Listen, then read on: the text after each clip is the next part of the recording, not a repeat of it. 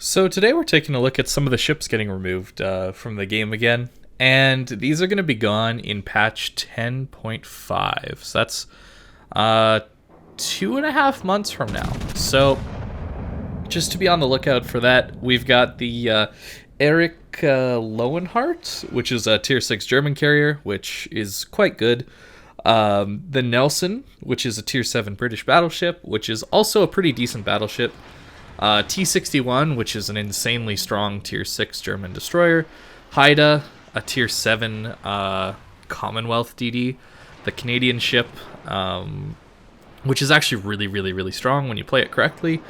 Z-39, which is kind of a meh tier 7 German destroyer.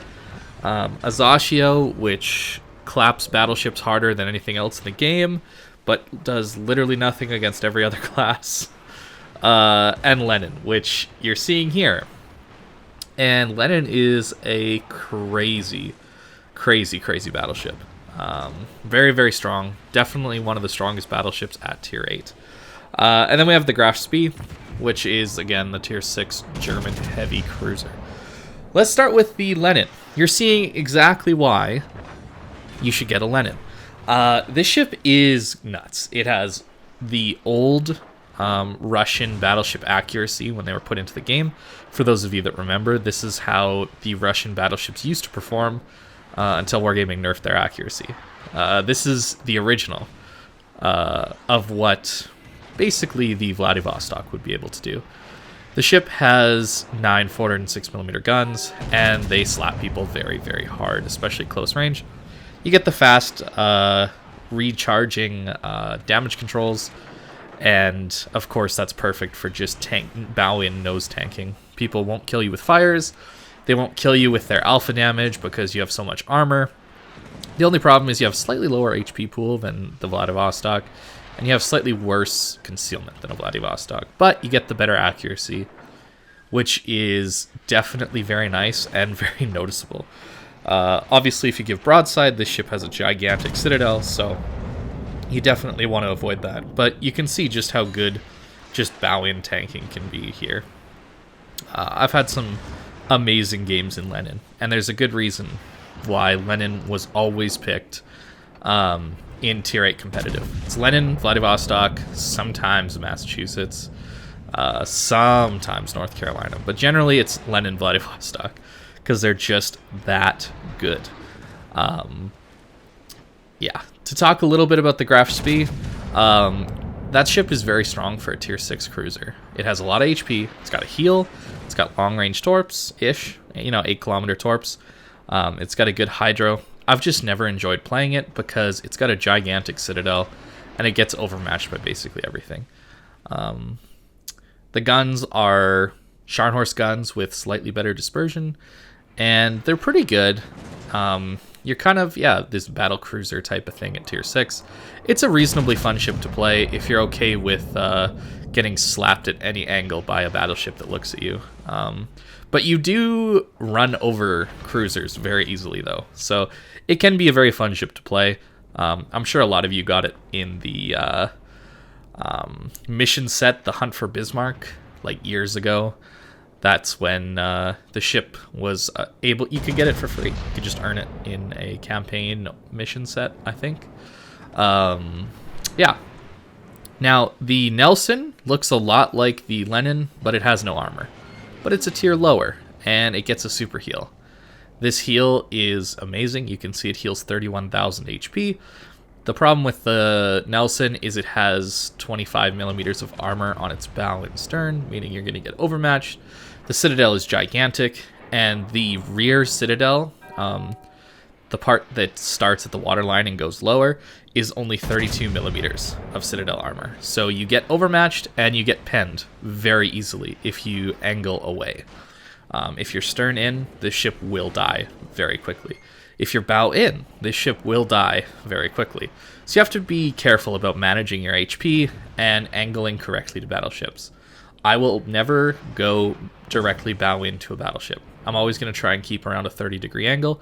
For those of you that played Old Montana back in the day, you'll know exactly the angle I'm talking about, because Playing a Nelson these days feels like playing old Montana against a Yamato at close range. It's not easy, but it's definitely doable. These guns hit really, really hard. The AP is amazing. The HE is amazing. It overmatches a lot of stuff because they're 406mm guns. Nelson's a great ship, and for 375,000 free XP, I believe it is, it's a pretty solid deal, honestly, considering the new free XP ships are so expensive. This ship is from back in the day when you could get Missouri for 750,000 free XP. It was less of a good deal then, but considering free XP ships are now 2 million free XP, it's a pretty solid deal, I would have to say. Yeah, these guns hurt a lot. I enjoy mostly using AP with them, but I don't play this ship very often because Tier 7 battleships and have a tendency to get overmatched all the time, which isn't the most fun thing in the world. So I kind of leave that alone. To talk about the Azashio, I personally don't have it, but I've been on the receiving end of it a lot, and it feels incredibly overpowered when you're playing a battleship. When you're playing a battleship against an Azashio, wow. Yeah, you're going to die very quickly. The torps are fast, they're incredibly stealthy, and they go 20 kilometers, and they hit really hard. But they can only hit battleships and aircraft carriers. So you're stuck in this kind of limbo phase when you play Azashio, where you're incredibly good against battleships, but that's it. Your guns aren't very good. You have pretty decent detect, so you can out-detect a lot of destroyers, you can out-detect a lot of cruisers, and, you know, spot them for your team, but you're not going to be doing a ton of damage with them, because you have Japanese destroyer guns, which can be okay, but you don't have very much HP to work with, so you can't really gunboat with it at all. So it's a very specialized ship, but it is very strong in the right circumstances with the right player. Someone who knows how battleship players play and how they're going to maneuver will be able to deal a ton of damage with them. And yeah, Azashio is a great ship if you're okay with being almost helpless against enemy gunboat destroyers and enemy radar cruisers in general kind of thing. Also carriers. Carriers kind of counter you pretty hard as well. You at least have the long-range torpedoes, so you can always kind of be torping a battleship, but your goal is definitely to push up and get closer to a battleship to torp them, just to guarantee more hits. Z39 is a Tier 7 Z23, kind of. It's got the big 150mm guns, and it gets access to the Tier 8 upgrade module, meaning it can take concealment. So you get like a 6.1, 6.2 kilometer concealment, I believe. 6.1. And that can be used to your advantage. You have the standard German torpedoes. They don't do a ton of damage. They go a little ways, but they're not really that amazing. You know, they're like 8.5 kilometer range torpedoes, and they only go like 65 knots, so not an amazing destroyer. I've always found the 150mm gun German DDs to not be all that great, but you do get smoke and hydro gimmick. You can definitely make this ship work, but I don't think it's a particularly strong DD, especially compared to something like a Haida. Haida gets insane concealment. I believe it's around 5.7 kilometers concealment at Tier 7, and that is nuts for a Tier 7. Back in the day, you know, Tier 7 DDs had that. It was in the high 6s kind of range. Here you can see the heel on the Nelson be just insane, by the way. It's great if you take only HE damage. It sucks if you take torpedoes or citadels. That's what you have to avoid. But yeah, the Haida is amazing. It's got great guns. It has kind of wonky turret angles, but you have a crawling smoke, so you can maneuver in your smoke screen. You can always be going at quarter speed, and you'll be just fine. You can see just getting overmatched by a battleship there. It does hurt a lot in the Nelson. But the crawling smoke on Haida makes it very strong. The guns have great fire chance. They don't have the best reload, but they're a decent enough reload. And you do... it is a really nice ship to play. I don't play it particularly often because I find that destroyers generally aren't my kind of play style that I like as much. At least mid-tier destroyers. I like a lot of the Tier 10 ones, though. But Haida is a very strong ship, and if you're a Canadian like me, it's probably a ship you want to get because it's the only Canadian ship in the game. T-61. This ship is nuts. Yeah, this ship is so insane because of the torpedoes. You get 8-kilometer torpedoes that deal reasonable damage, but the main thing to look out for is the reload on these torpedoes. I believe they reload every minute, and they're pretty speedy, so you can pretty comfortably deal a ton of damage to battleships very quickly. And of course, these don't have the limitation like the Azaccio where they can only hit battleships. You can hit cruisers and destroyers with them. It's a very strong DD. You have 6.1 kilometer detection at tier 6, which is also just amazing to use. You out-detect most destroyers at your tier. You've got the smoke hydro gimmick as well. Your guns aren't that amazing. The HE is kind of anemic, but if you catch someone broadside, the AP can really crush people. Definitely recommend using HE, though, against destroyers, because you're just going to overpen DDs. The AP really should be used against broadside battleships or broadside cruisers, that kind of thing. Maybe a really thick destroyer, but even then, you're going to overpen a lot with them. And it takes just a small angle and these start bouncing, because it is German AP after all. And in that short amount of time that I was talking, our torpedoes are reloaded again. Yeah, the ship is very, very, very, very good. The last ship I'm going to talk about is the Erich Lowenhart. I don't know, I'm probably mispronouncing that. But it's a strong carrier. I don't play carriers. I really dislike the play style. I think they're bad for the game. It really just makes the other players in the match suffer, and I don't really want to bring that to the game. But for those of you that do like playing carrier and enjoy the play style, this is a very strong carrier because of your rocket planes and your dive bombers.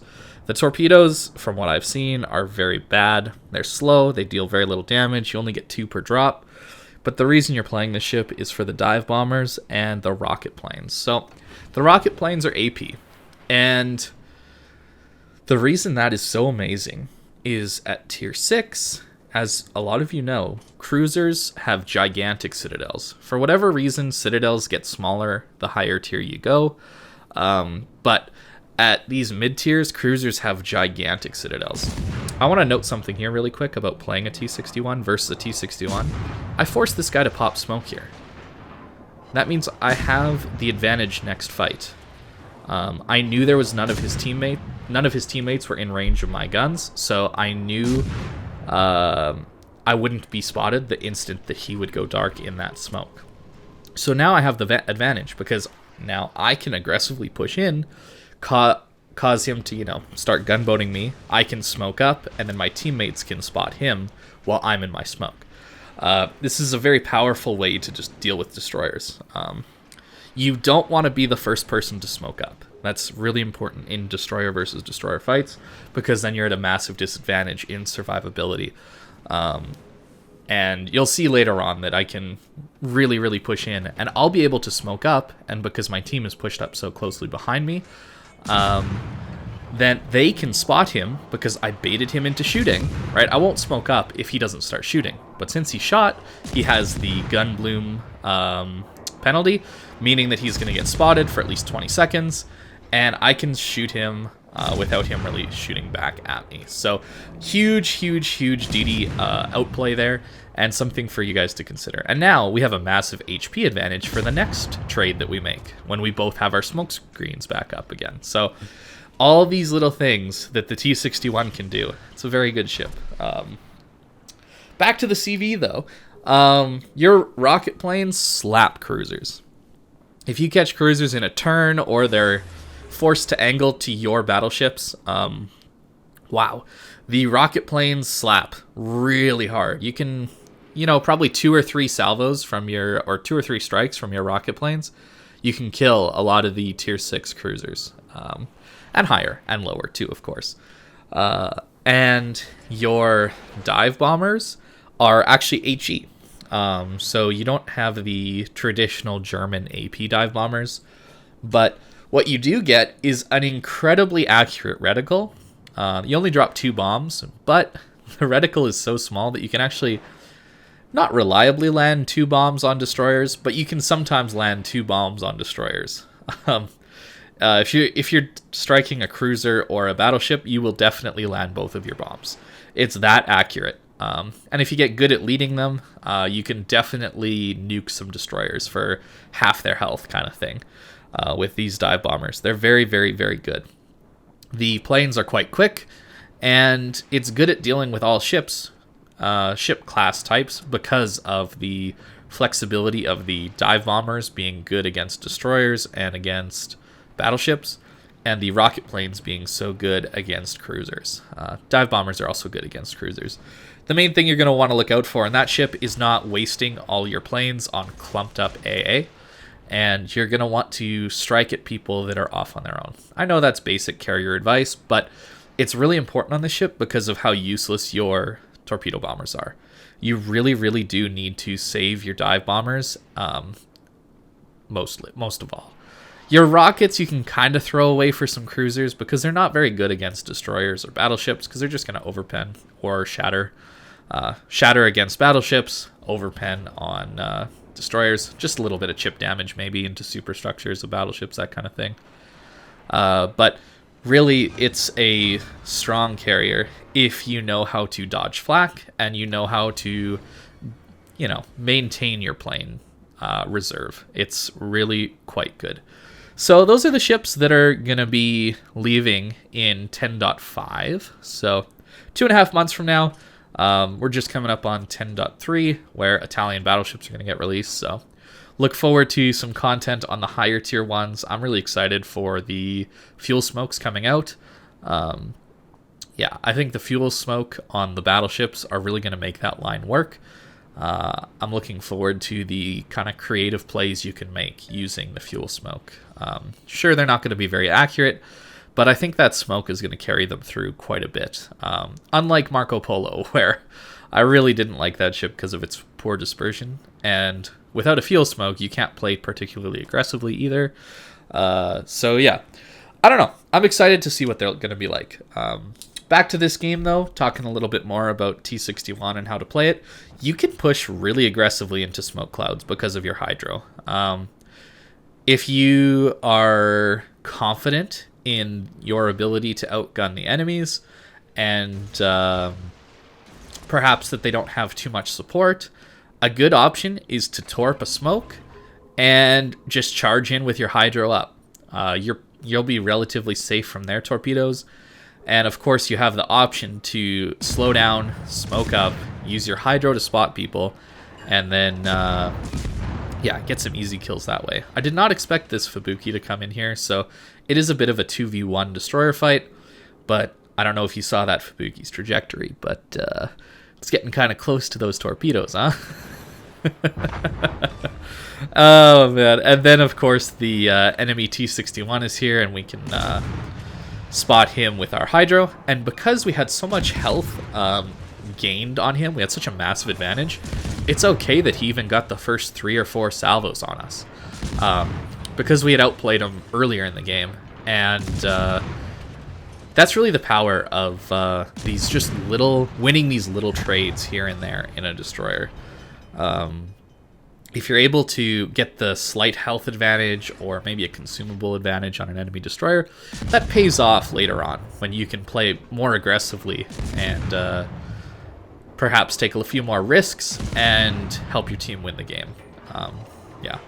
There's some really good ships in here. There's some kind of mediocre ones in here, but that's kind of my thoughts on the ships getting removed. And I hope you guys learned something. Maybe if you want some more specific videos on some of these ships, let me know in the comments. But other than that, thank you for watching, and I hope you have a great day.